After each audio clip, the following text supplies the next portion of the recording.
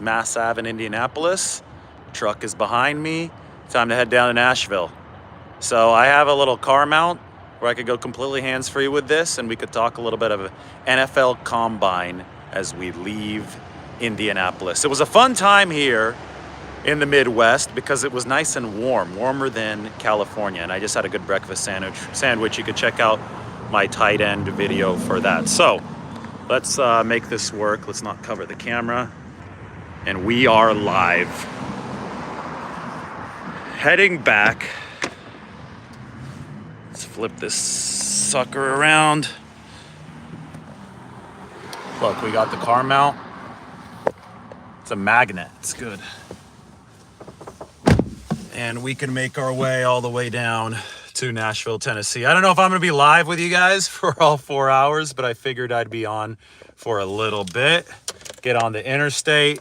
Talk about the week. And I'm glad that Mr. Act 36 is here in time for the live as well. As soon as I get this sucker set up into the right drive mode, then I'll tilt this the right way so we're good to go. Yeah, I think that works, doesn't it? Perfect. Gotta be safe though. I'm hands-free.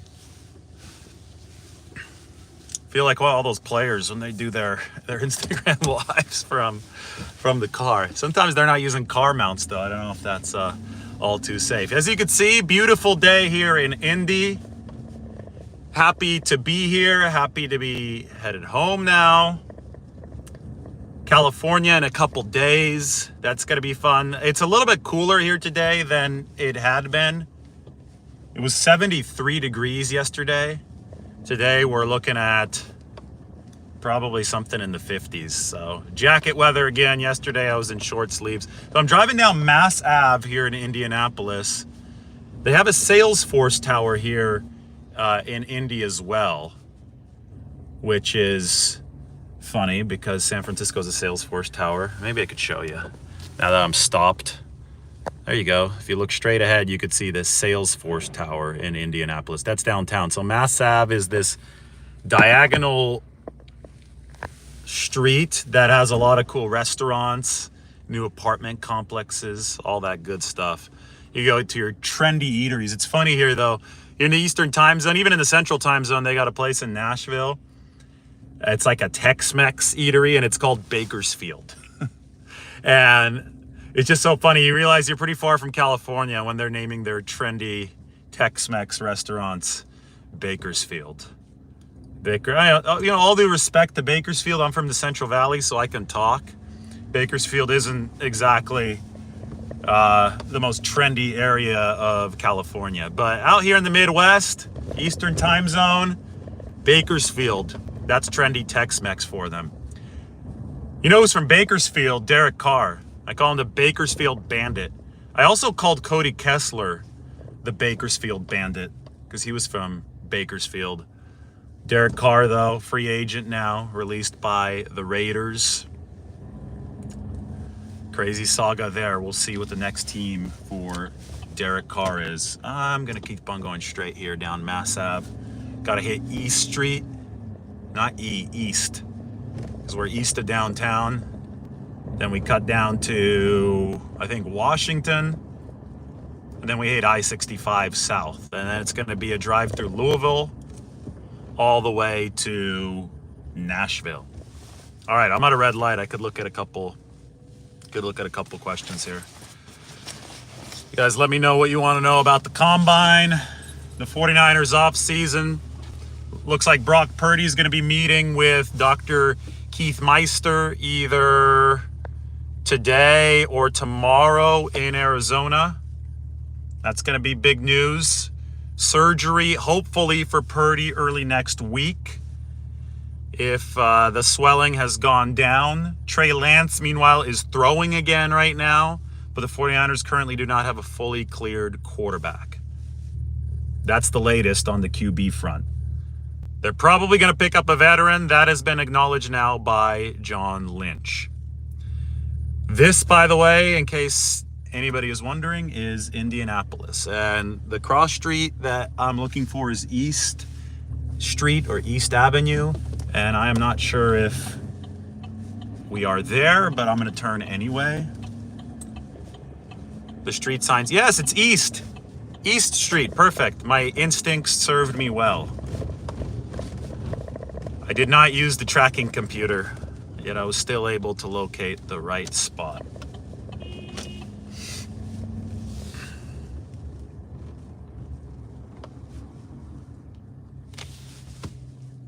All right. A lot of red lights here. They have long lights. I hope the 49ers re-sign Robbie Gould instead of drafting a kicker. I think they will. To me, it feels like it's a little bit of bluffing going on by the 49ers. You have a situation where Robbie Gould has made every single kick in his playoff career. And the 49ers are a playoff contending team. The roster remains one of the best, if not the best, in the NFC. You're going to be playing in January. And if you're playing in January, you can't risk losing because of some Cody Parkey-like BS, right? When the Bears kicker hit the upright. That was the guy who succeeded Robbie Gould, I believe, in Chicago. So I don't think the 49ers want to risk that. And if you're going to go to a rookie or anybody that's not perfect in the playoffs like Robbie Gould, you're going to risk that. Now, I think that the 49ers are playing hardball here as far as negotiating.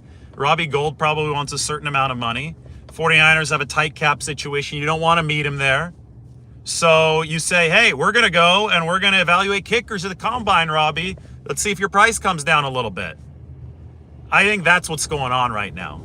If they can get him for a cap hit of about $4 million a year, I think they could fit him into the budget. But the problem is the franchise tag, that'd be a cap hit of above $6 million a year. I'm not so sure that would fit into the budget for the 49ers. And Gould might want something north of $5 million a year. You know, get it down under 4.75. He was at 4.8 million average per year on his previous deal. I think if you get it there, you're happy as the 49ers. Hold on, got to make a lane change here. Traffic jam in Indy. Thought they didn't have traffic in the Midwest, but I guess they do. Those are my thoughts on Robbie Gould. I think you would be taking a big, big risk if you decided to part ways with Robbie Gould. He's been with this regime since they got in 2017. And again, you know, fans are going to focus on one missed kick here, one missed kick there, but he hadn't missed in the playoffs. They felt good about sending him out in Lambeau Field in the snow, in the icy snow, those conditions, and he made that kick. There's not a lot of guys that can make that kick. There's not a lot of guys that you could reliably trust with a kick like that. Those are the types of moments where it really pays off to have a kicker like Robbie Gould. And the 49ers paid for it. They went through some contractual drama in 2019, and it ended up working out for them. Remember, they applied the franchise tag in 2019 for negotiating purposes, but it was cheaper back then. It's gotten more expensive now, and their cap situation is definitely more crowded now. So I don't think that they're at the liberty to liberally use the franchise tag this offseason. Please keep your questions short. I can't read them. I'm driving. If you keep your questions short, I could look at them at a red light, but I'm a safe driver. I'm hands-free right now. And if you text me a whole paragraph, I'm not going to read it. So now we're coming up on Washington Street here in East Indianapolis, east of downtown, about to get on I-65.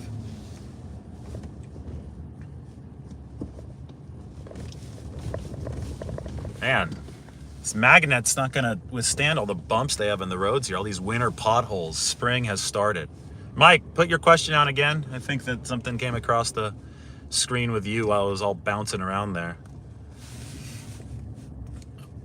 It's going to be I-65 straight shot here from Indianapolis to Nashville, Tennessee.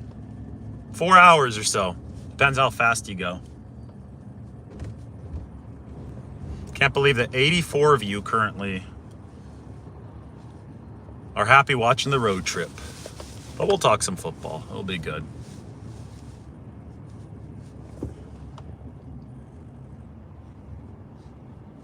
Biggest takeaway from the combine so far.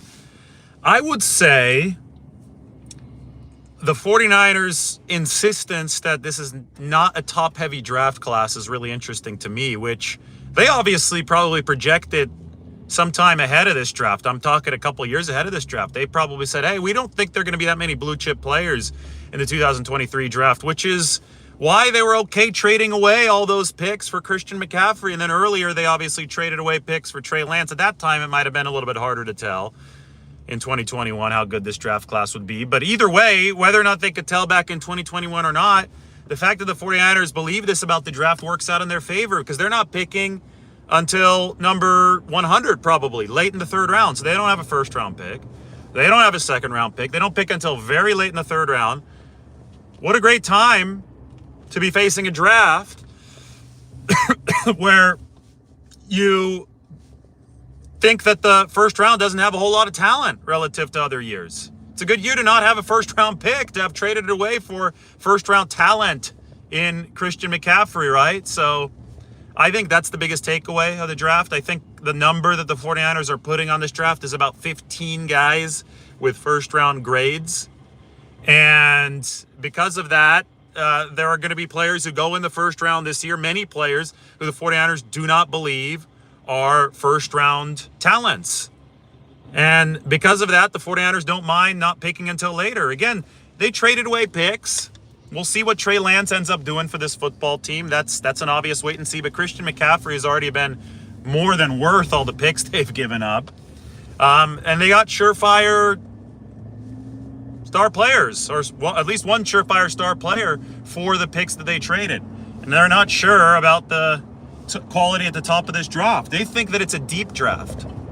They think that this is a draft where having those 10 picks from the third round onward is going to be something that's very, very beneficial to them. And, that's the 49ers' sweet spot anyway. Their scouting department has done such an awesome job of unearthing talent in the later rounds. And John Lynch even said it, that this is the scouts' time to shine. This is their show. So that's the biggest takeaway from the combine for me, is that, I already knew that this is the scouts' time to shine, but it's even more so that way given the way that the 49ers are viewing this draft as a more bottom-heavy draft, one that's evenly distributed with some of that talent.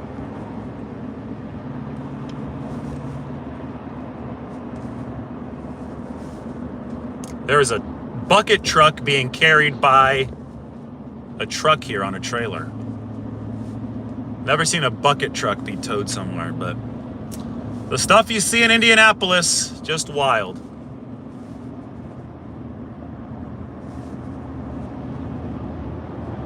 How many picks do I think that the 49ers actually keep?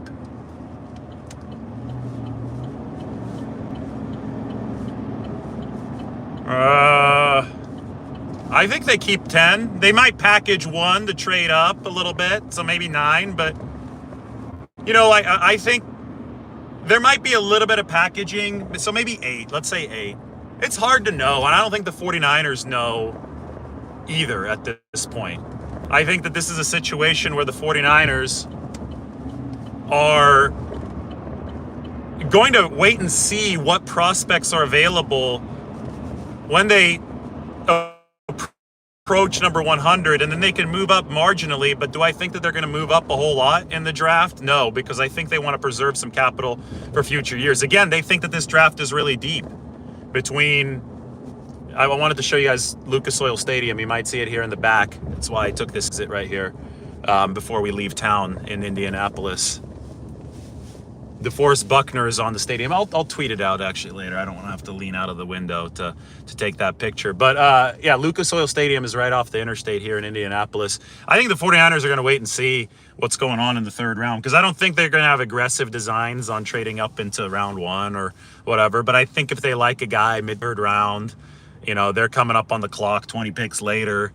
I think that's the situation where if you're the 49ers, you might think about packaging a couple of your picks and moving up a little bit. But You could always stash guys on the 90-man roster, take a look at them, and, if they don't fit on the 53 practice squad, or, you cut them, you go with it. But the benefit of getting players on cost-controlled rookie deals is immeasurable, because the ones that impress you over the offseason you can keep. There's nothing wrong with having too many good football players.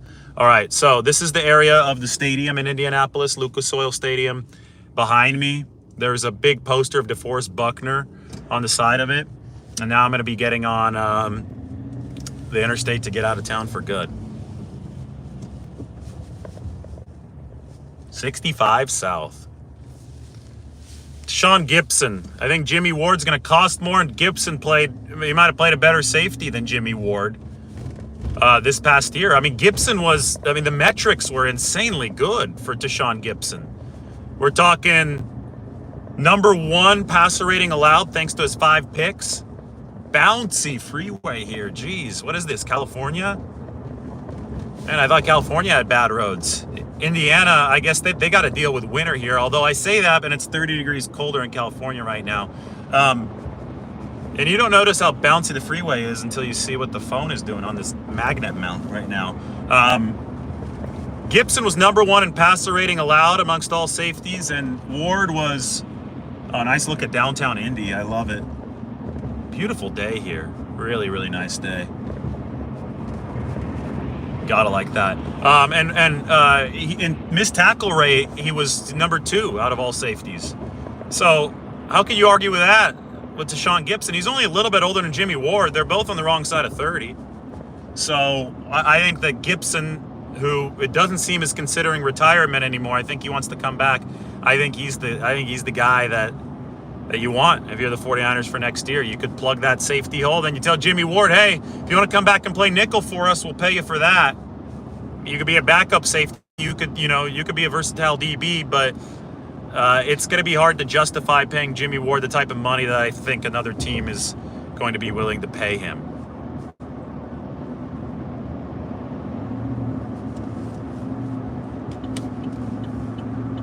All right, we're on 65. 65 South. In Southern California, they'd call it the 65. In the Bay Area, they'd call it 65. And here they call it I-65. They like calling everything the interstate here. I think that's a Central and Eastern time zone thing.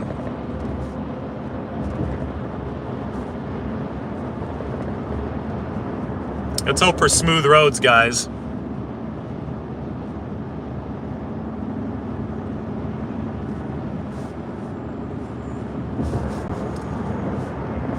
As far as Jimmy Ward goes, John Lynch here at the Combine, he let it slip. I mean, I'm not thinking this was not intentional or anything. I think that he's just talking truthfully, but he said that Jimmy would rather play safety next year, and I think that Jimmy made that clear in his Instagram Live. The thing is that safeties make a whole lot more than nickelbacks. So that's why Jimmy might have been initially upset about and I think Jimmy even said this on the IG Live, about the move from safety to nickelback in a contract year. That means less money potentially for him. So Jimmy wants to go back to safety. He wants to cash out. Again, wrong side of 30. Can't blame him. This might be his last chance to get a bigger contract. 49ers, they're not stupid. They know they have a hole at nickelback. They don't have a hole at safety. If they could get Deshaun Gibson back, they'd rather have him at nickel.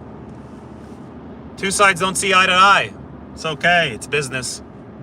It happens. So let's let free agency play out. Let's let the market play out for Jimmy Ward. Same thing with Mike McGlinchey. Let the market play out for him. If the market passes those guys by, maybe the 49ers turn around and say, hey, yeah, we can pick these two guys up, re-sign them, bring him back. You know who that happened to?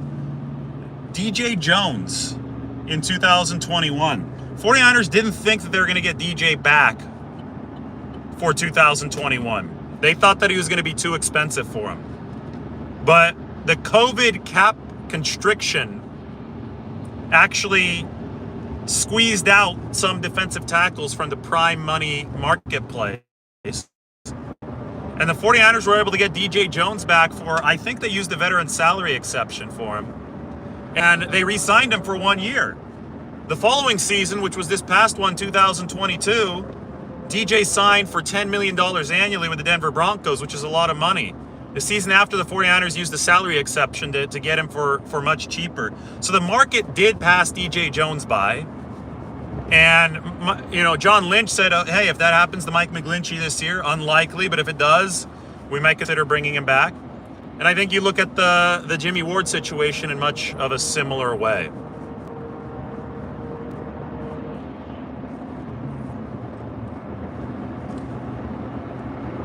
I'm not looking at my phone, really. Every once in a while, I take a peek down. So if you really want a question to be answered, you're going to have to ask multiple times, in all likelihood.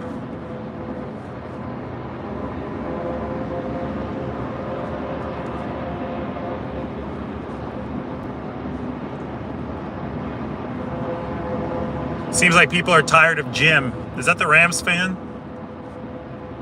Maybe we can mute Jim. He's getting in the way of questions. I like Rams fans if they ask questions. One of my best friends is a Rams fan. Sometimes he comes on and asks questions, but we definitely need some questions.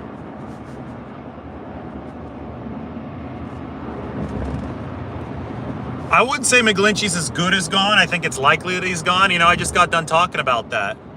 Thanks, Mike. Mike muted him. I was just talking about that. McGlinchey has market expectations. He's holding on to those expectations right now. The 49ers don't think that they'll be able to match those expectations. They don't think it's going to be worth it, to be quite frank about it. And because of that, they think that McGlinchey is not going to re-sign with them. They thought the same thing about DJ Jones, like I just said a couple years ago. We just have to see how the market evolves. McGlinchey's going to be in wait-and-see mode to see how the market evolves. Yes, I do think the 49ers need a better offensive line. I've been saying that for years. And I do think it has been improving. I'm not, on one side or the other of this. I'm not like, oh my God, 49ers terrible offensive line. They've neglected it. I think there was a point in time in the Lynch-Shanahan regime where they hadn't invested enough in the offensive line, and it showed, and they needed to up the levels of investment. I think that they have upped the levels of investment at this point. I think that it's benefited the offensive line. And I think that because of that, they scored much better across the board in O-line metrics this year. But I also think that more improvement is necessary. The 49ers are in a position right now where that offensive line still struggled in pass protection during the NFC Championship, especially during the NFC title game, but in the NFC playoffs. The two best pass rushers in the league were the Cowboys and the Philadelphia Eagles. And the 49ers O-line struggled against both of them. So you've reached a level of pass protection that works against most teams, but it didn't work against the very best pass rushes. Now, it would have helped to have a QB against Philadelphia. But, the Eagles are pinning their ears back even when Brock Purdy was in there, and that's when he got hurt. I know they beat a tight end on the play. But, you obviously have to run to keep things balanced and to be in a situation where you're playing offense in your terms so that pass protection is played downhill. But still, I think you've got to be better in true set pass protection than the 49ers were. I think the Cowboys game was the smoking gun in that regard. So I think the 49ers will keep on trying to get better at offensive line. Maybe try to get better in pass protection than McGlinchey at right tackle. You hope that Burford takes another step at right guard. Try to re-sign Jake Brendel because he was really good in pass protection at center this year. Aaron Banks, he can take another step. I thought he had a really good second year, especially considering the surge that he took from the first year, but it's still going to take some improvement from Aaron Banks to be where the 49ers wanted to be. And then you have one of the best of all time in Trent Williams at left tackle.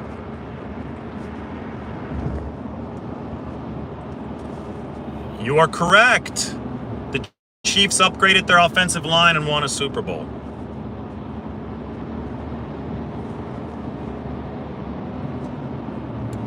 The Chiefs had the worst offensive line I'd ever seen in Super Bowl history when they lost to the Bucs. I know that injuries were a big part of it, and that was one of the best O-line performances I'd ever seen against the Eagles. One thing about that was they ran the football and they passed the football. They pass blocked and they run blocked extremely well. That second half was a tour de force from the Kansas offensive line, a tour de force of balance. It's the way that the 49ers like to play. Andy Reid, Kyle Shanahan, same thing in that second half. That was the Shanahan formula. Reid with Mahomes that had passed all the time, right? But he realized he needed to run the football to stabilize that game. Rand Carthon had some good comments at the Combine this week. The analytics people got on him, but the analytics people, you guys know I love analytics, but I think I strive to understand the big picture. These people who discount the value of the run game, I mean, what Mike McCarthy said this week was stupid. When he said that, Kellen Moore was trying to score too many points, that he should have just been trying to run the ball and control the clock. The way that you control the clock is by picking up first downs, and you have to pass. But to discount the importance of the pass game, of the run game, is to not understand the big picture of football. It was on display in the second half of that Super Bowl this year. Balance between run and pass. That is how you neutralize pass rushes, keep defenses on their heels. Don't let Hassan Reddick do what he did to Tyler Kroft and Brock Purdy. You have to have balance between run and pass. The Chiefs did it. The 49ers did it for most of this season. And it's going to continue to be part of the 49ers formula moving forward.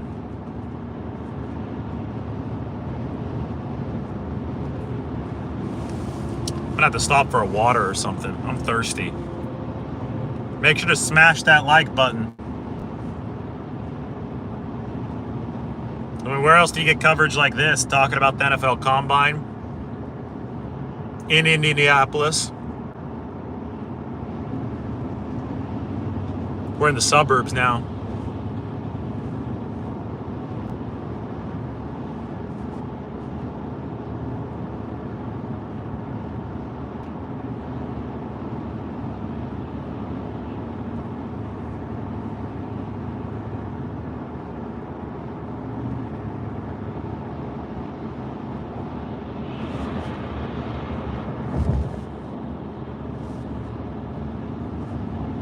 $65 south, back to Louisville. Will Jake Brendel be expensive? I think that the price might go up a little bit since Bobby Slowick went to the Texans. I think that is a little bit of a concern from the 49ers. I don't think he's going to be overly pricey, and I think it will be worth it for the center position. But I think that Brendel just wants a fair deal, and he deserves a fair deal. The guy's been in the league since 2016, finally got a chance to start. Has done so much, to his body since he came into the league. He was in the 280s when he came out of UCLA in 2016. He's, the concern was anchoring in pass protection. That's no longer a concern for Jake Brendel. He anchored just fine. Remember, he ranked number 3 amongst all centers in pass block win rate this past season. Yeah, maybe $3 to $4 million for Brendel, and I think it'll be worth it. And I think you could sign him to a couple-year deal to kind of stretch out that cap hit. So they did for Alex Mack, even though they knew that it was going to be a retirement possibility after one season. They signed him to a 3-year deal, stretch out that hit in the COVID-constrained cap times.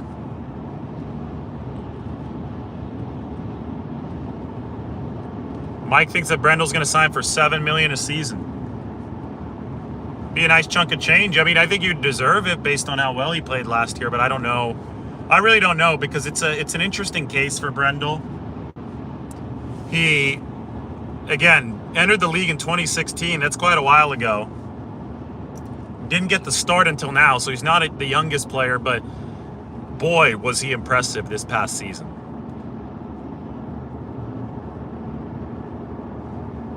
And if it's, like, I don't know about 10 million. Guys, Alex Mack signed for $5 million a year with the 49ers at the end of his career. I don't care if Mack was a little older at that point. Mack was the best center in the game for a really, really long time. So you can't just think that Brendel's going to get 10 a year after Mack only got, I don't even know if it was 5 a year. I think it might have been a little bit less than that. But there might be a little bit of a, not a bidding war, but there might be a little bit of competition for Brendel. That could drive the price up a little bit. But 10 million a year is a lot. Yeah, if Jason Kelsey's $9 million a year, Brendel's not going to make 10 a year. Be crazy. For right tackle, Caleb McGarry from the Falcons is really interesting to me. They didn't pick up his 5th-year option because he wasn't good at pass protection at all his first 3 years, but then he just turned in a really good season this past year. So now they're talking about franchise tagging him.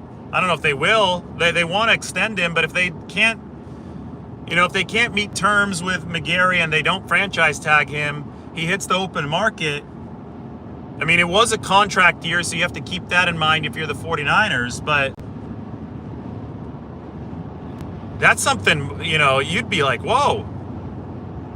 This guy was top 20, top 15 amongst all tackles in pass block efficiency last year, and he could run block because the Falcons ran all the time last year. They were so committed to the run game. So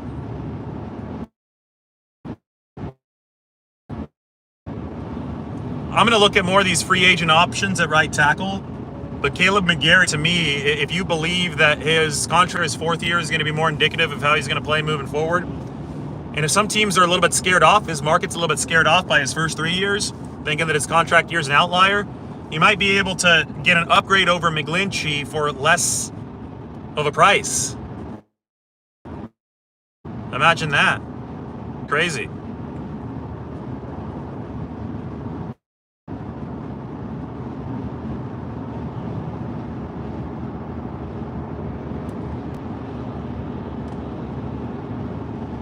The market on kickers, well, top kickers are going to be making about $5 million a year.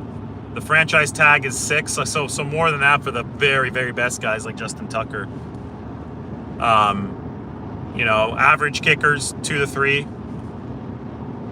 Easy to keep that cap hit down near $1 million. So it's a matter of a few $1,000,000. Do you think it's worth it? Well, if you have a rookie blow the playoffs, then it certainly is worth it.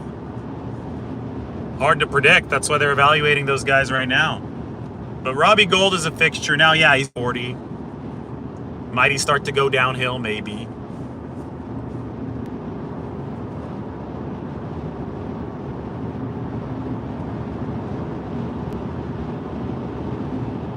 Brendel was great in run blocking last year, too. He was good in both. Jake Brendel's best play was when he was 40 yards downfield, taking out Buda Baker in Mexico City. It's not a lot of centers that are athletic enough to do that. That's what Brendel is actually naturally really good at. He's got insane athleticism scores. Came out of UCLA like freakishly athletic, but people are worried about his ability to pass block. The fact that he ranked number 3 in pass block efficiency tells you all you need to know about this guy and the quality of player that he is, because we already know that he can move. And those scores translated to that. It was the Debo touchdown. It was the Debo touchdown I forgot the name of the play. It has a famous name. It's the run against Arizona. Jake Brendel's 40 yards downfield, taking out Buda Baker on the play, who's probably 120 pounds lighter than him. So Buda Baker should move a lot better than Jake Brendel, but on that play, Jake Brendel moved a lot better than Buda Baker.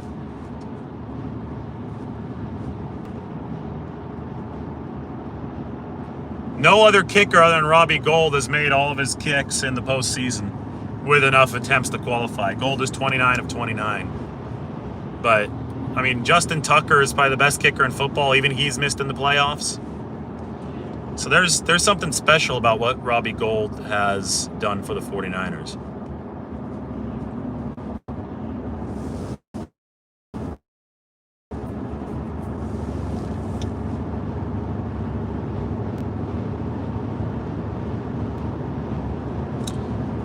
Beautiful day in the Midwest.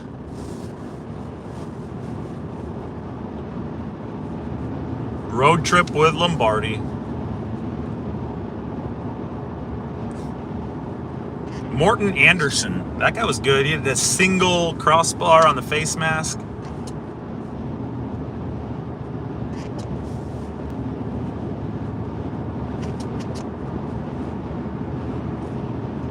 But I think Morton Anderson's got to be in his 60s now, right? No news on Nick Bosa. That's not going to happen till later this offseason. I think it's funny, everybody would like to get it done now, but for some reason it's deadline pressure that spurs action. That's what John Lynch was talking about this combine. He was saying, I would love to get this done now so it's not hanging over our heads. But the 49ers have a track record of getting these deals done. Everybody doubted them with Debo last year, and it got done. I wouldn't worry about it. It's going to get done. Bosa's committed to getting it done. His representation committed to getting it done. The 49ers are. But deadline pressure is a way of being the driver in these situations. Yeah, I heard Bosa on Sherman's podcast. That was good. We got to get Dick Bosa on the channel.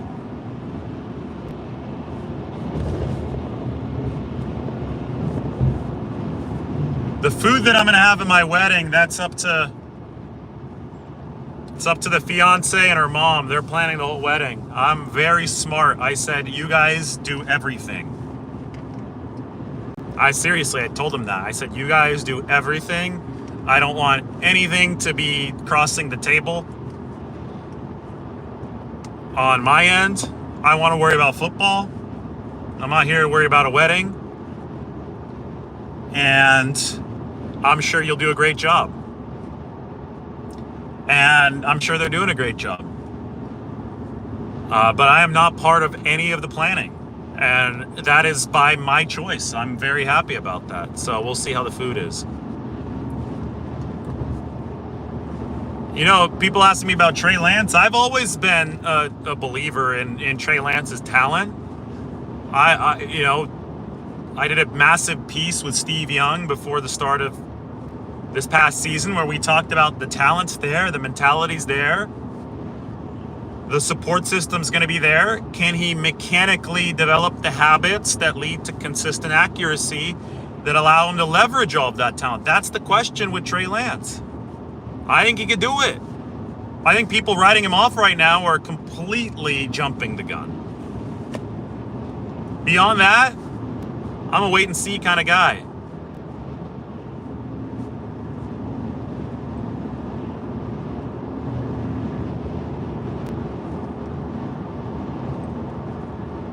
The food can't be any worse than what the Cardinals are feeding their players.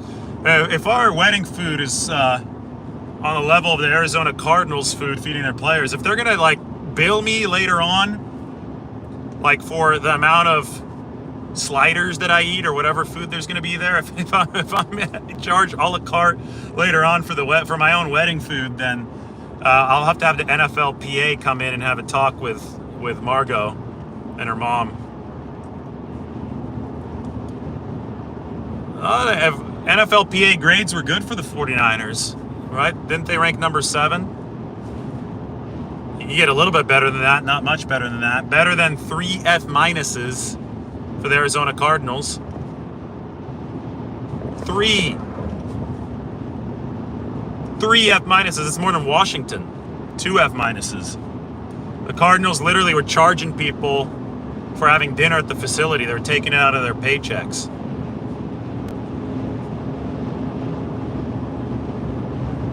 Yeah, the training rooms was too small or something for the 49ers. That was the complaint.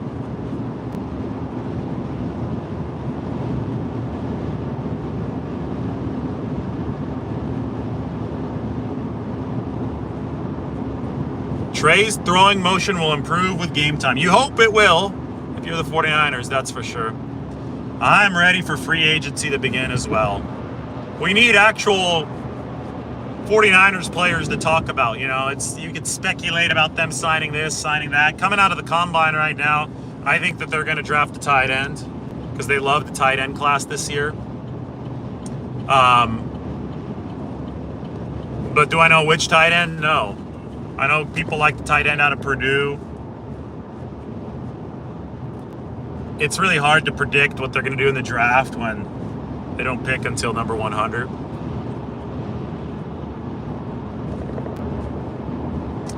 I don't think they need to sign a boombox guy. I think that boombox guy is going to be a promotion from within. They said they have internal candidates. So maybe you got to sign a new contract with him. You got to re-sign him because you're giving him a new role. But yeah, that's important.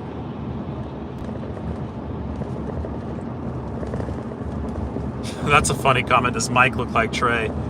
These bouncy freeways in Indiana. What the hell's going on?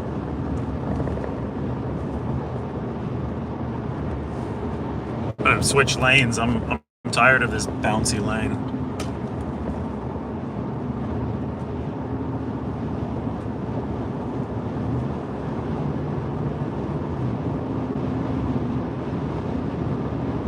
Yeah, Mike should be the boombox guy. That'd be pretty good.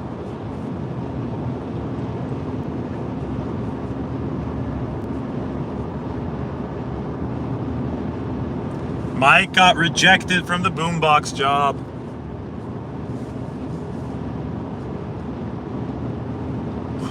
It's funny, I don't know if that was one of the questions of the combine, but John Lynch brought it up. He might have brought it up on his own accord.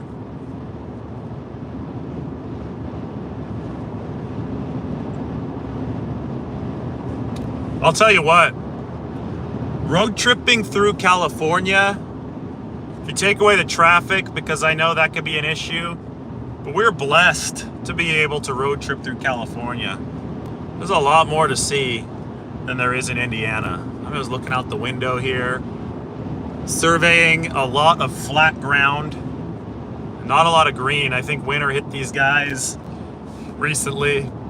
It'll probably be nicer in the summer.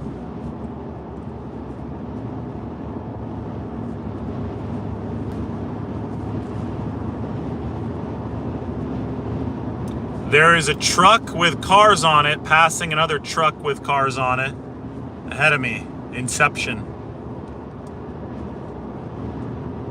It's like 10 cars passing another 10 cars at once. You know, I grew up in the part of California that's like the Midwest of California, Central Valley, so I can relate to Indiana. I can relate to the farming here. Nice people. I'm glad it's not snowing ice. It was 73 degrees yesterday here. Crossing the Big Blue River. Creative name for a river. Favorite place to eat in Indy was Bluebeard. I think I posted a picture.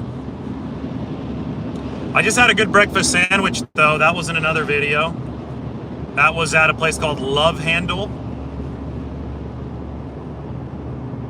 I think I forgot to put the name of the place in the video. I should probably put that in the description. Love Handle.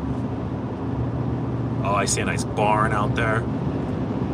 It probably is nicer than Central Texas here, because it's not Central Texas. No offense to Texas, but Texas is not very scenic. Merced, California, 209. Stand up. I love it. You know, I grew up as a 209er. And then they split the 209 into two area codes, the 209 and the 559. When's the road back to Shaver Lake gonna open up? Does anybody know? That'd be useful information to me because I'm trying to get up to Shaver Lake next week. I know it's closed down because of all the snow right now, 168. Does anybody know when that road's gonna open up? Can I get some inside information? I give you guys all the inside information on the 49ers all the time. It'd be nice to get some inside information back.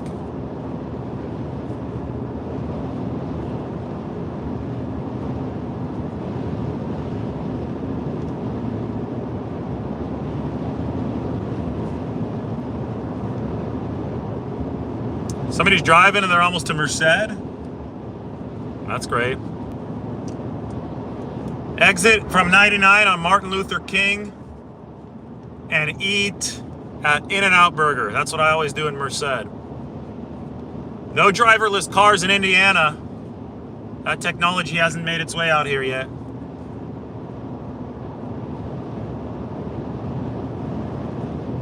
Jake Hayner is in Indy, yes. Fresno State. You know what? I miss In-N-Out too. I'm going to have to get some next week.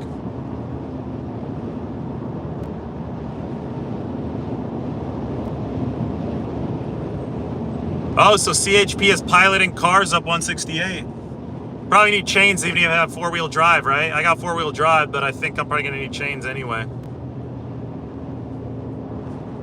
I'm going to read your comments later. I'm paying attention to the road here. Hands-free.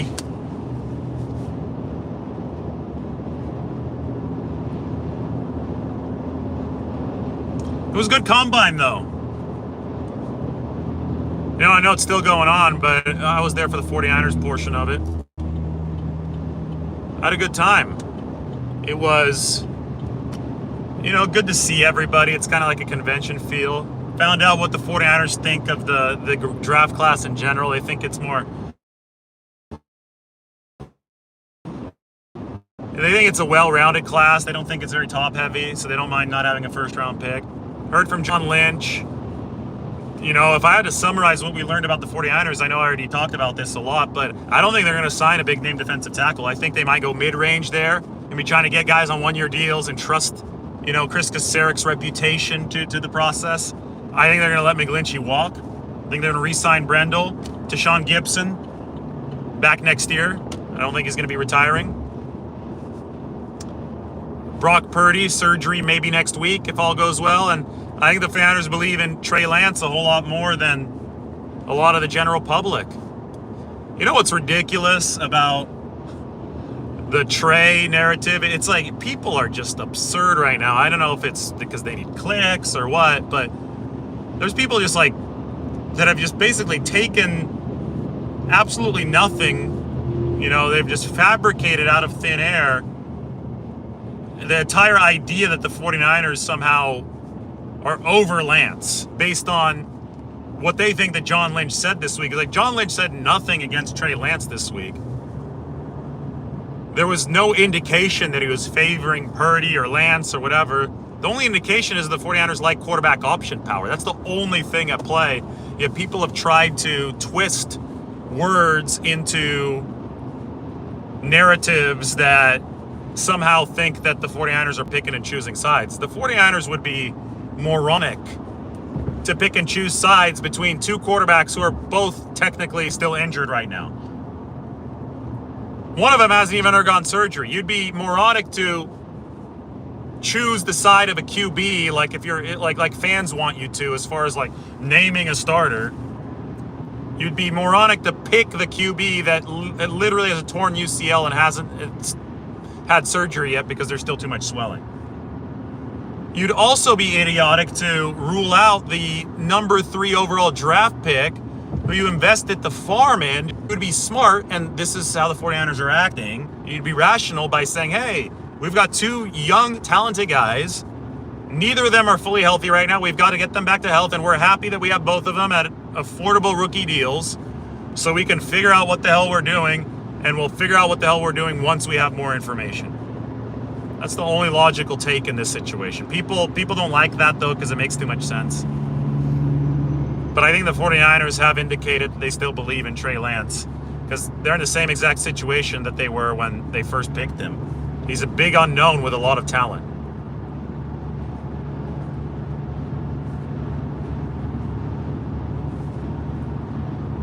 So I don't think the 49ers are in a terrible spot, assuming Brock Purdy's surgery goes well.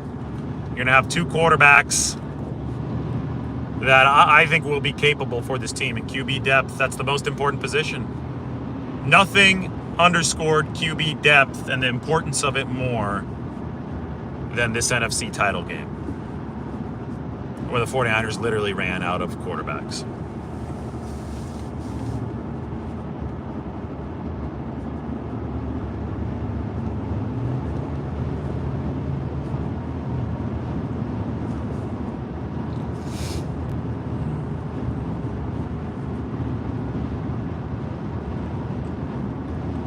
$168 is closed to eastbound traffic. Okay, so you get down, but you can't go up.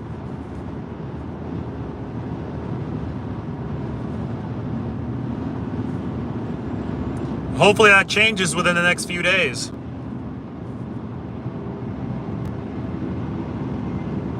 because I want to get up to Shaver. It'll be good.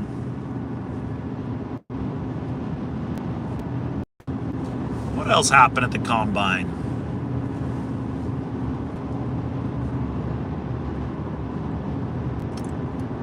He had the whole drama with Jalen Carter.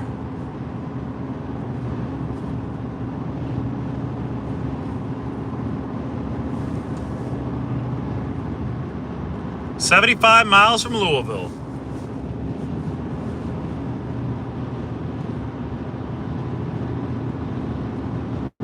How's the chat section doing? We good? Everybody taking care of themselves? Everybody having a good Thursday?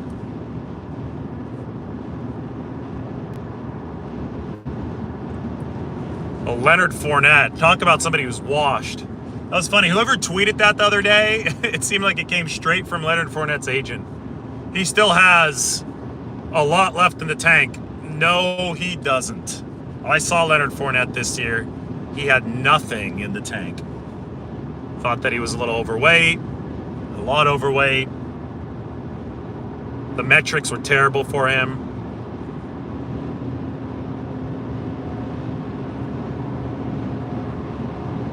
Leonard Fournette is a running back of the past.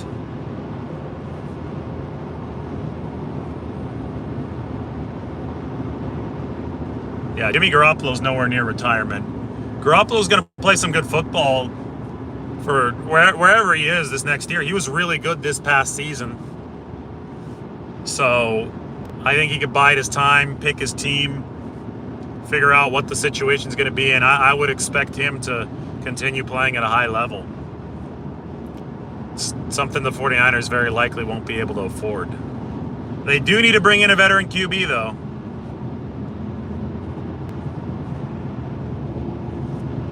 Yeah, Brian Greasy did make some improvements with Garoppolo, and I think even Garoppolo acknowledges this.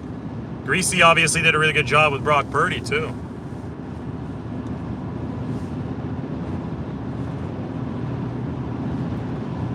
Javon Kinlaw. Was he as bad as people are saying? I think Kinlaw wasn't healthy this year. That was obvious.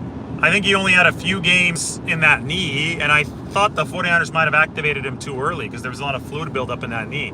I don't think he was good against Philly. He got pushed around. I thought he was better right when he came back from that IR stint with a knee injury, but then it got worse as time went along. And I think he just needs to be fully healthy. He's coming off that ACL surgery this last year, and the knee, wasn't really responding the way that it should. And, is this going to be something that lasts forever?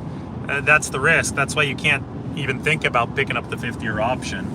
His play hasn't been good enough to warrant that yet, but there's also a legitimate concern about how that knee and its lack of health is going to affect the 49ers moving forward.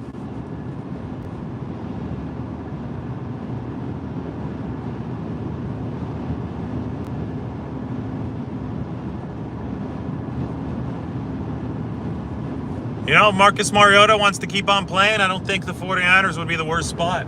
You'd have to be okay with being a backup, of course, but, could also be if Mariota's starting to tire of football and being jerked around a little bit.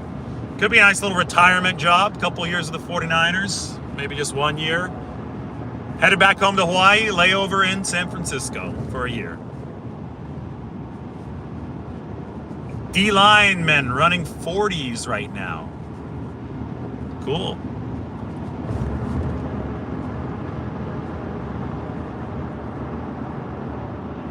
I don't think the 49ers go after Bobby Wagner. I think it'd be too pricey for him. They've got two top linebackers in Warner and Greenlaw already. I did a video on the whole Wagner situation. You can look it up.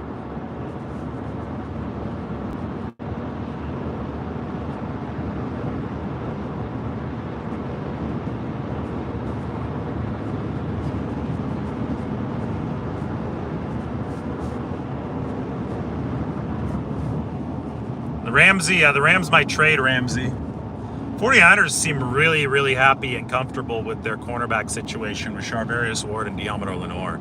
That's one thing that I confirmed essentially at the combine, and Diamond Lenore is going to start, health permitting, for the 49ers at corner next year, and they're happy about that.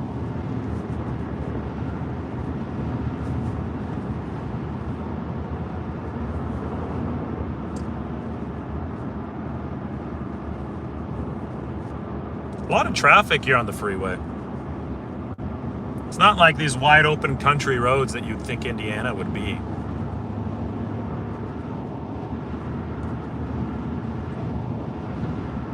Is Gardner Minshew going to be one of those free agents?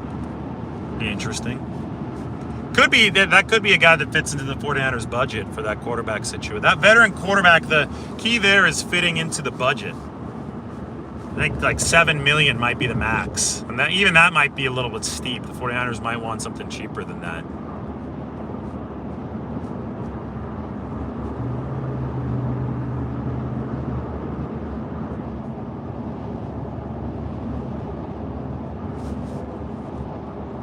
Yeah, I mean, we'll see if Mosley signs with the Niners. That's not a guarantee, you know. They were talking about Mosley in terms of depth, though, at the combine. That was interesting to me. That's something I got to make a dedicated video on. Mosley, Lenore, the talk about depth. Gonna be back in Nashville here. Gonna be a good chance to do a couple videos. Maybe do one more at Louisville. Maybe, should I stop at the Muhammad Ali Center in Louisville? I think that could be a good idea. And get some food there. Not at the Muhammad Ali Center, but in that city. The home of Kentucky Fried Chicken. I'm not going to KFC, though. Don't worry.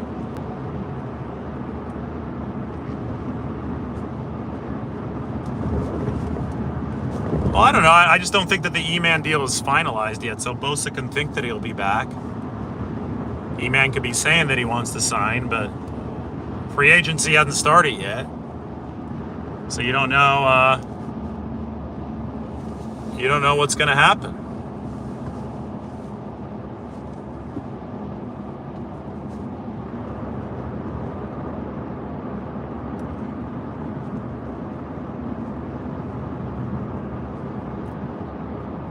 Oh, it sounded like Bosa didn't realize that Mosley was a free agent. Yeah, that's possible too.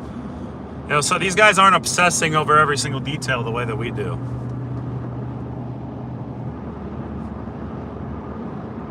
Well, yeah, that was Minshew's rookie deal for the 4 years for $2.7 million. It's going to be a different number now, and he's going to have a lot more room to negotiate now as a free agent. I haven't listened to Bosa with Sherman yet. I'm going to do that on this drive.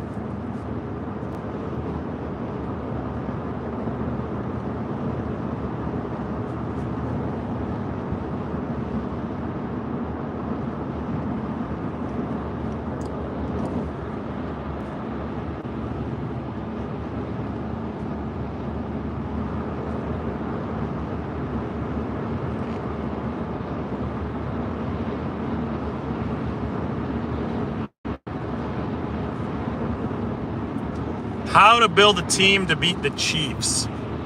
Trenches, man. Trenches. The way to beat Patrick Mahomes is a very powerful four-man rush. The 49ers almost had it done in 2019, right? They executed that formula for 3+ quarters. Was it holding against the Chiefs O-line when Nick Bosa was trying to come through on the big play to Hill? Yeah, sure. But we still learned that formula will work. I mean, we saw it when they lost. The Chiefs lost the Super Bowl the next year. Strong four-man rush overwhelmed the bad Kansas City offensive line. That was Tampa Bay. And the 49ers four-man rush overwhelmed them too for much of the game. That's how you beat Patrick Mahomes. But you have to play complementary ball. Other side of the football, O-line's got to get it done. The Chiefs themselves showed that with their investment in the O-line and the difference between the Super Bowl 2 seasons ago and this one. The Chiefs worked the Philadelphia Eagles up front. That Eagles pass rush was, you know, it was so good this year, but their run defense wasn't. And the fact that Kansas City had a versatile offensive line, that was able to expose the weakness of Philadelphia's pass rush while hiding the strength of Philadelphia's pass rush. So anyway, the lesson is very strong O-line, very versatile O-line, and an overpowering four-man front. That's how you're going to beat the Kansas City Chiefs. That's how the Chiefs won this year. They had that versatile front, and they were good enough on that D-line to get enough pressure to disrupt the game just enough against Jalen Hurts. They weren't great, but they were opportunistic. Well, the Chiefs played a very injured 49ers team back in Week 7. Somebody said they made it look easy against the 49ers. I don't think it would have looked quite as easy had they played again. I think Kansas City would have won. You guys know my thoughts on how this all played out. 49ers, if Purdy doesn't get hurt, Brock Purdy, or if Jimmy Garoppolo doesn't get hurt, either one. If they had Purdy or Garoppolo, they would have beaten the Eagles. But I don't think they would have beaten the Chiefs. I don't think the 49ers were good enough along either line to beat Kansas City this year. So that's the key. Hope that answers your question. So this is what it's like to be on a road trip with me. You guys like the experience? Are you bored? You want to stop for food? The truck's empty. Have room for some people here. It's a little less lonely when I get to talk. I mean, all I'm doing is driving and talking. It's like I'm talking to nobody here, though. It's a one-way conversation.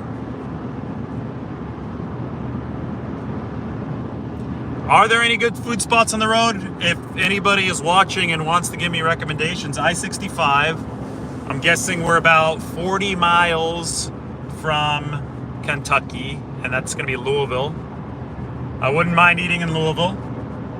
That's going to be about 2.5 to 3 hours away from Nashville, where I'm going. Yeah, traffic's comfortable. I'm in the middle lane. This should be like a clinic, a safety video, how to drive safely on the freeway. Stay in the middle lane. Generally observe the speed limit. Don't try to do anything crazy. And be in a big truck, because big trucks are fun to drive. They're also safe. They're usually a bigger car in case there's a collision. I wasn't sure that McKinnon fleeced the 49ers. I mean, the 49ers committed to the contract. They signed it too. They had to evaluate McKinnon, and they did, and they liked how he looked in the offseason. I mean, he looked really strong in that offseason, and then he tore his ACL. Bad luck happens. It's football. He wasn't the same with the 49ers after he tore his ACL. Sometimes stuff doesn't work out, and it's really nobody's fault in particular. It's just the luck of the circumstances. A couple good Cuban spots in Louisville. Wow. Anthony Lynn. He is still on the coaching staff. So what are these spots in Louisville? Let me know. Not just the Cuban spots, but let me know where I should stop for lunch. It's going to be a late lunch. What time is it right now? I'm serious right now. What time is it? Because I don't think the clock on this car is correct. Give me a time zone when you put down the time, too.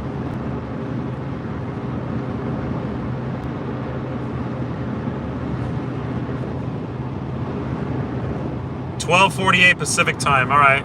Oh, wow, the clock is right. So it's 3:48 Eastern. It's going to gain an hour. It's going to go back an hour, you know, once I get into the middle of Kentucky. That's where the time zone changes. But that's still a little bit while from now. At some point, I got to get gas for this sucker, too. I'm in Eastern time zone. I'll be crossing over into Central, though, a little bit later.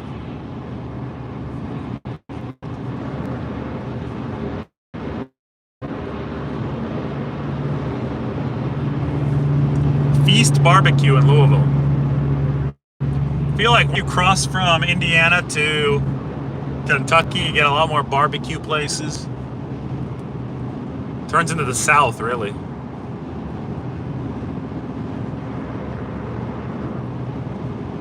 I don't know what Purdy and Lance's cognitive scores are. I know Purdy's was 90th percentile. I know Lance is a little bit lower, but We don't have those exact details. Those are proprietary.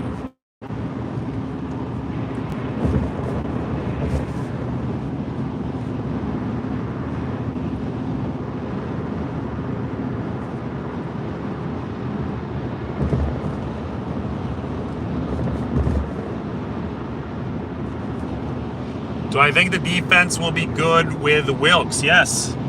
Defense remained good from Saleh to Ryans. I think it's definitely going to remain good with Wilkes. One thing about the 49ers defense is that it's balanced out over the years, which I think is really cool. Right? You have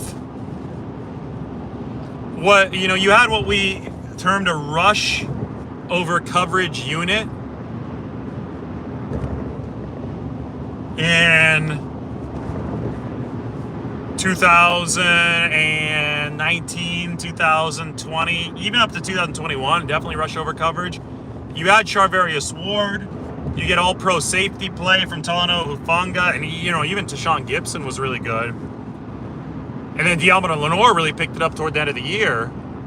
All of a sudden, can we say the 49ers were coverage over rush this past year? I think the DBs were leading the way more than the pass rush. The pass rush wasn't that great this year. Outside of Bosa, they were really struggling. So, for a lot of this season, especially on the interior. So the defense is balanced out. They're the number one defense in the league despite not having their best pass rush. So if you get the pass rush a little bit better, you sign the right reinforcements, get the interior stronger, see how the 49ers do that. Steve Wilkes is going to be fine because he's going to keep those DBs playing well, maybe even better, because he's got that DB background. He's going to be working with those DBs. And then he's going to be game planning for the whole defense, obviously, as a defensive coordinator.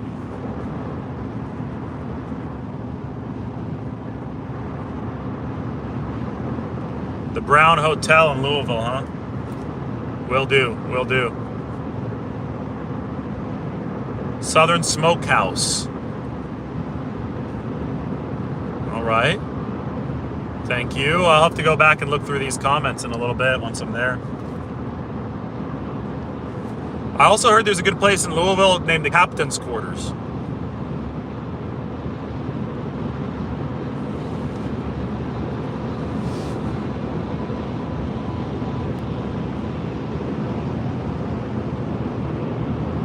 Oh, I eat anything. You're asking me what type of food I'm craving? I eat anything.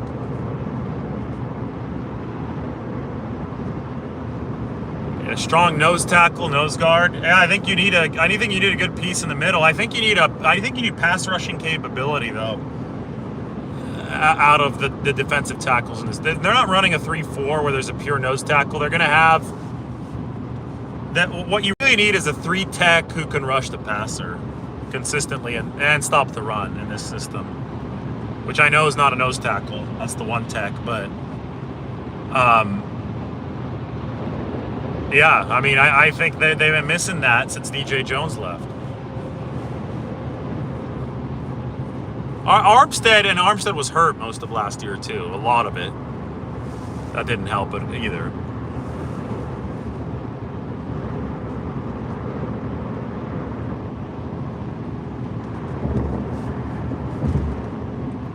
Yeah, it could be a good draft for defensive linemen, that's right. It's going to be a lot for us to talk about over the course of the next couple months. Ebukam get re-signed or no? Man, that's a tough one. Not at as much money as he made his last contract. I don't think the production warranted that. We'll see what the market for him is.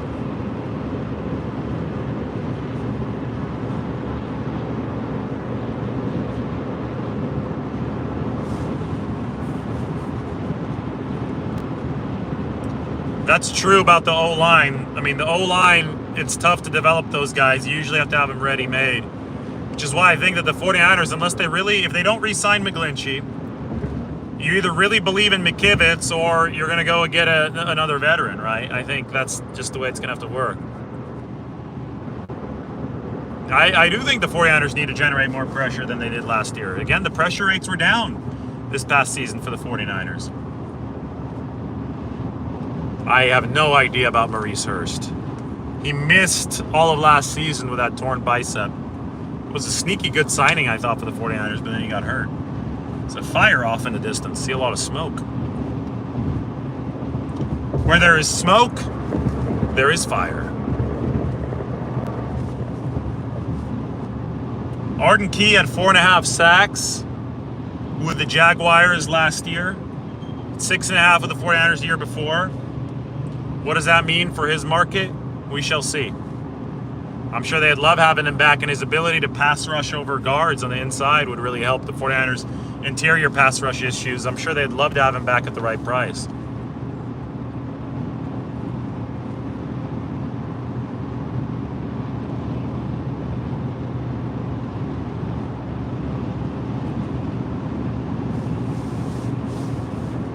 $51 miles from Louisville. My estimate was not correct. I thought I was much closer. Time not going by as fast as I thought it would be with you guys.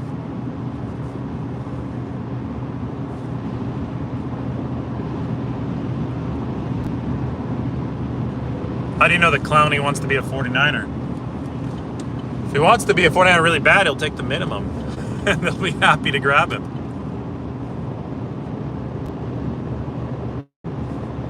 $50 more miles in this state, the Hoosier state.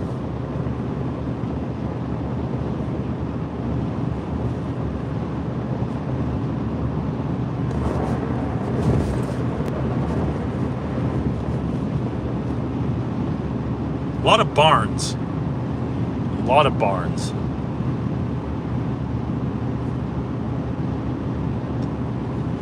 Clowney wants to go back to the Browns, huh?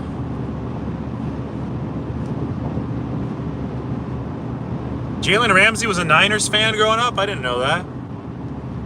Jalen Ramsey went to high school with Margot, my fiance. They went to Brentwood Academy in Nashville. I think she was either a year younger or a year older than him. And then he went to Florida State.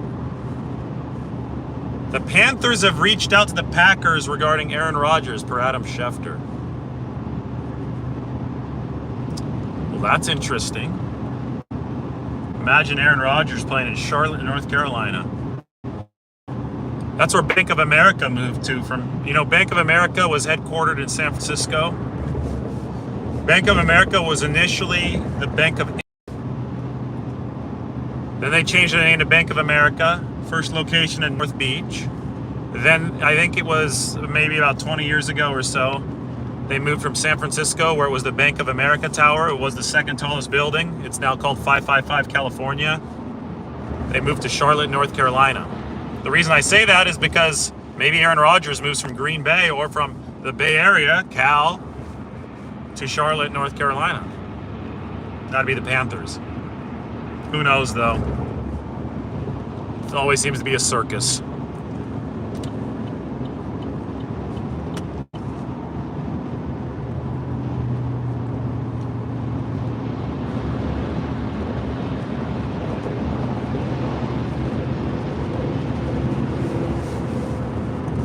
Oh boy, it's a lot of talking to do. It's like I'm on a road trip just talking to myself. Cruise control is a good feature on cars. I feel it saves gas because you're not like pressing the gas down and up, and you're just more efficient with your gas distribution.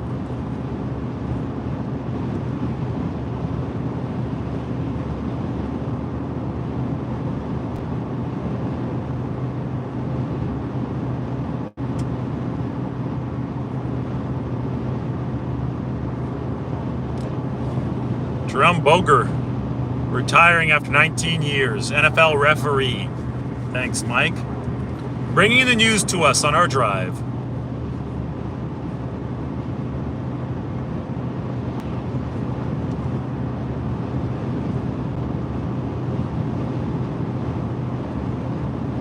So right now, I am, 45 miles north of Louisville, I-65.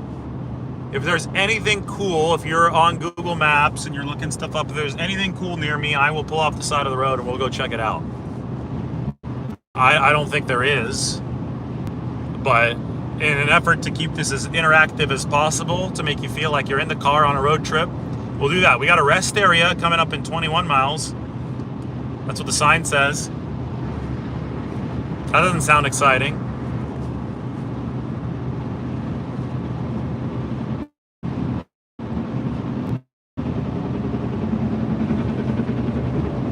We don't know what kind of surgery Purdy's going to have yet. I doubt would be full-on Tommy John. That'd be a full-on reconstruction, but it could still be a hybrid surgery. So the deal with Brock Purdy is the UCL is torn.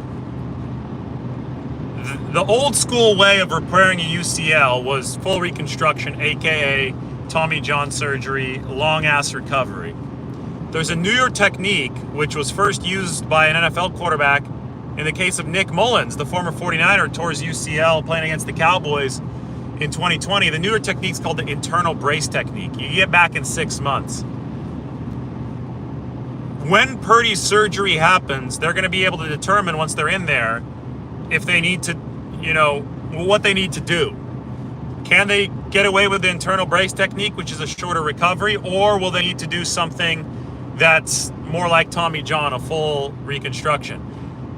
Based on my understanding, they've already essentially ruled out a full Tommy John surgery. They don't need to do that. That's good for the 49ers, good for Purdy. But they might have to do a hybrid between the Tommy John and the internal brace. So the internal brace can be combined with a much fuller reconstruction, if that makes sense. But not the most full reconstruction. I don't think that's on the table anymore. But we'll see. You can't determine a lot of this stuff off of simply the MRI. You actually have to get in there, and Purdy's swelling had been too excessive to do that recently.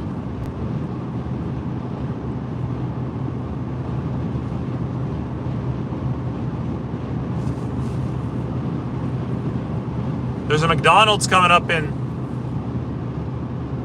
I don't know how many miles, exit 29, whatever that means. Reading off the billboards. Louisville, 43 miles. You know what? We should switch to kilometers in America. Time goes by quicker when it's listed as kilometers because they go by faster. Well, I ate before I left, but I'm getting hungry again. If the only thing is McDonald's, I'm not getting off the road. I refuse to eat that trash. If you disagree with me, fight me. McDonald's is garbage.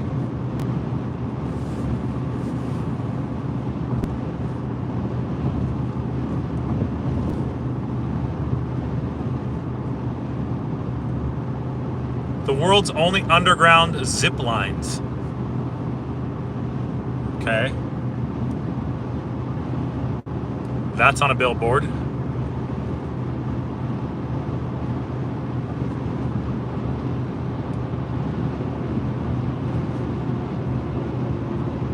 Even the fries at McDonald's.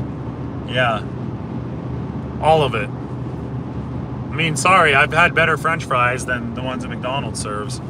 I don't think they're at the top of any list. Even for, the ice cream is edible. I would even venture to say it tastes pretty good, but you could still go somewhere and get better ice cream. Now, maybe if you're in the middle of Indiana and that's the only option, maybe I do get the soft serve ice cream if I absolutely had to.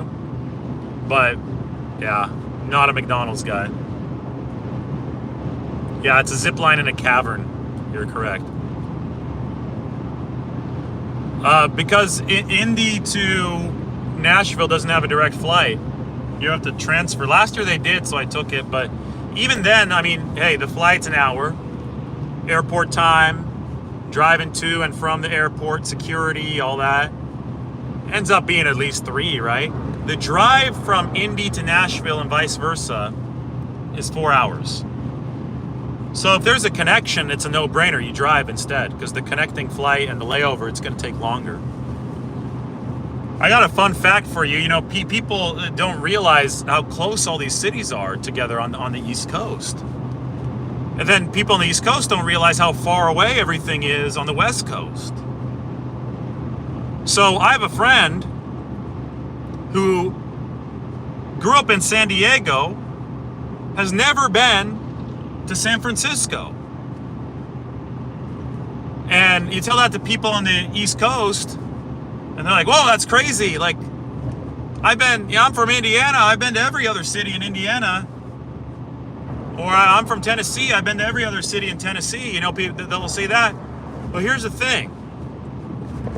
The distance from San Diego to San Francisco in terms of average driving time is the same as the distance between Atlanta and Indianapolis in terms of average driving time.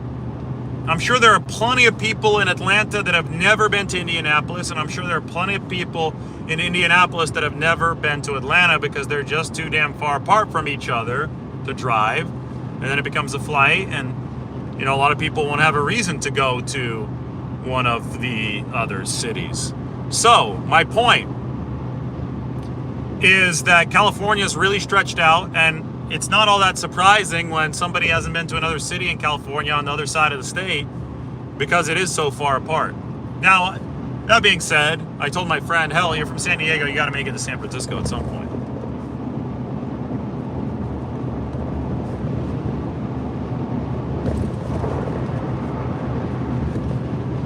Nashville to Indy is closer to LA to San Francisco, yes.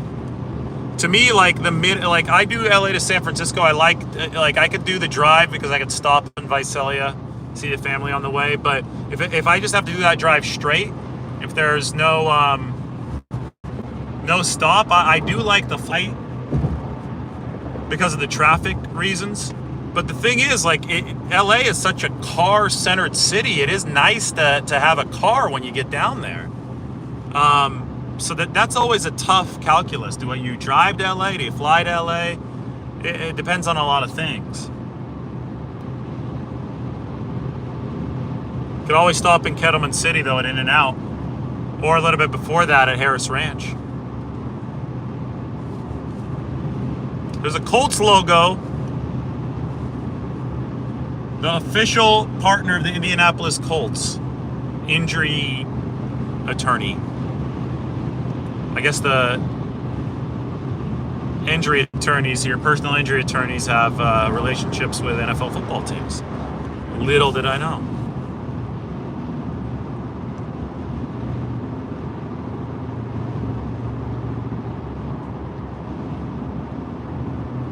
Thank you for appreciating this live stream. We're just under 40 miles outside of the state of Kentucky. Going by a junkyard right now. See a bunch of rustic cars.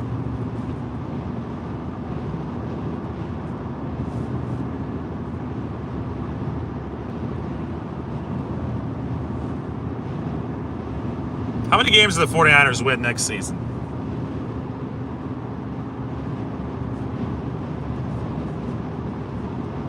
What do they do this year? 13? 13-4? Or 12-5? Forgot.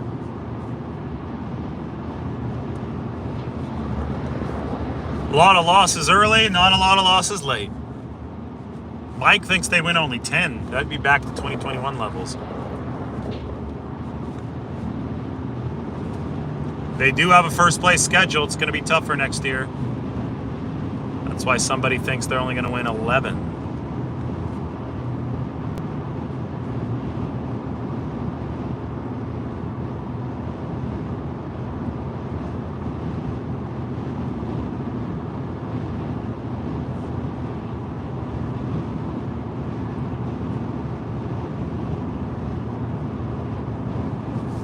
Think they're going to win 14 games if Trey Lance stays healthy? Oh, Guy Fieri's Smokehouse in Louisville. He's got a smokehouse there, huh? Hope it's good. Might check it out. I could go for some Guy Fieri food right now. Tag him, have him come on the YouTube channel. They won 13 this past season. Yeah, I remember now. You get caught up in the weeds sometimes when you're so close to it. Bosa for Lamar straight up? How about no, thank you.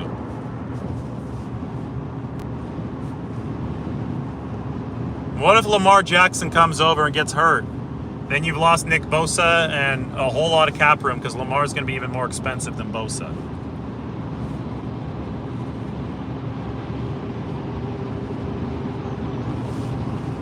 '49ers already used a lot of capital to get a quarterback in Trey Lance. They might luck out by having a second option for cheap in Brock Purdy, but no. I don't think that's the way the 49ers want to go. No Lamar for them.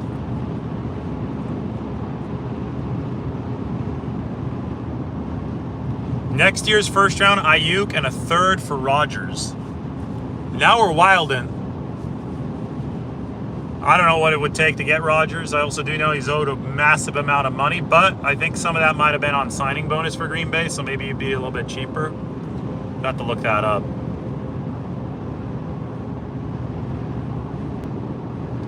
Yep, Mariota's a vet backup. I've been talking about that. I think the 49ers do want to keep their picks, though. I think they want to start replenishing that pick stash. I think it works out this year. They've got 10 through the comp formula and a more well-rounded draft. It's not as top-heavy. I think that works for the 49ers. But in future years, they're going to want to start replenishing those 1s and 2s. You can't live the way that they are living right now forever.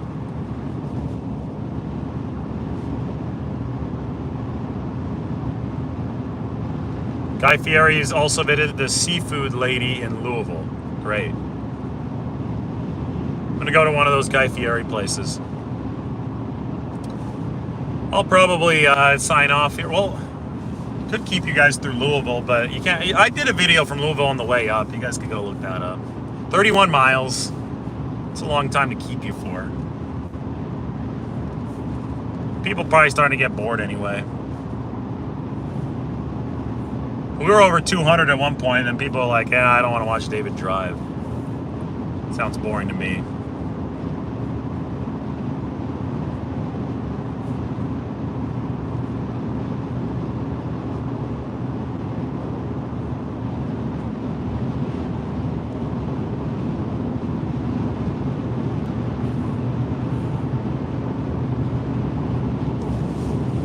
I'm in Scottsburg, Indiana. You look it up. I don't know about Matt Ryan. To me, it seems that there's a little bit of a dead arm going on there, which would make sense. He's old. Mike McGlinchey's cousin. If you don't re-sign McGlinchey, you get his cousin with Matt Ryan. There you go.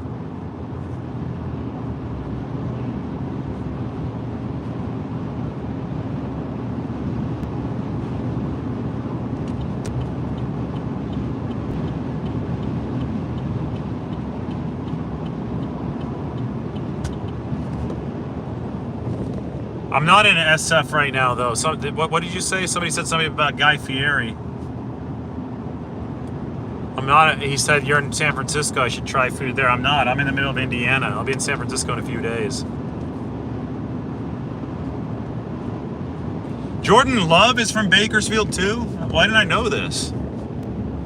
The Bakersfield Bandit, Part 3. Derek Carr.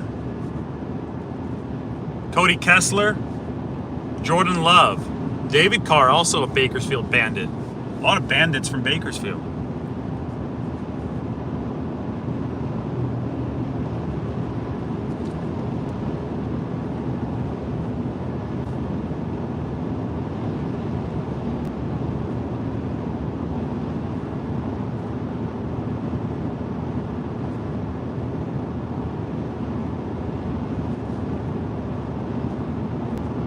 DJ Reed, a 5th Bakersfield Bandit.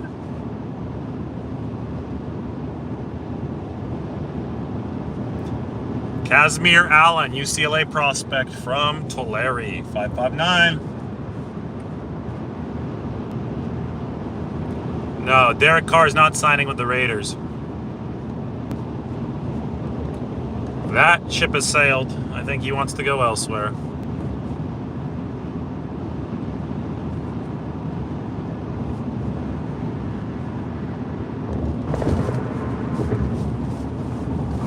This road is bouncy. Gotta fix the camera here. I gotta get myself in the middle of it. Oh, we're only 2 miles from the rest area. I remember when I said it was 21 miles. That went by quick. You guys are helping me with the road trip. This is awesome. Good reception.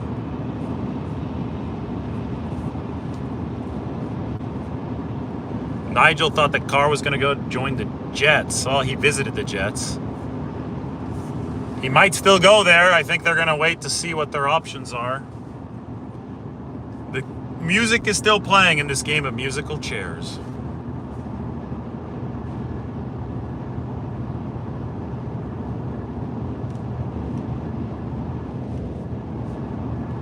Best QB for the 49ers is the one that most efficiently fits into their financial structure. They're not going to have their pick of the litter because, I mean, guys are going to get paid this offseason, so they're going to have to find somebody that fits both their scheme, their locker room, and their financial structure. Thought that Mariota might be one, but we'll see. Michael Nobriga wants to see Danny Gray return kicks. Oh boy, he's fast. Is he ready to return kicks? I mean, you need more than just speed to do that. You got to have some real courage to return kicks, some durability. That's one of the most, if not the most dangerous play in football.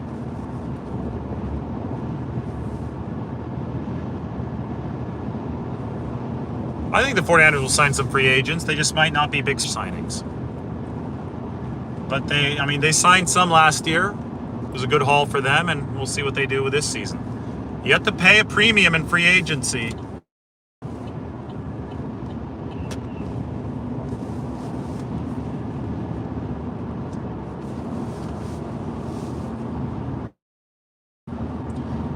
So Louisville, Kentucky, the home of UPS. It's the UPS World Headquarters. Is centrally located here in the eastern United States.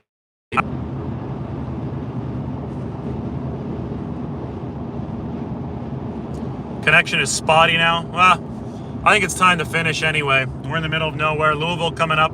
Maybe I do a video from there. Got to get a little bit of a rest in though right now. So thank you guys for joining. We hit the spotty connection. That means it's time to wrap it up. Everybody take care. Hope you enjoyed the drive home from Indy. Bye now.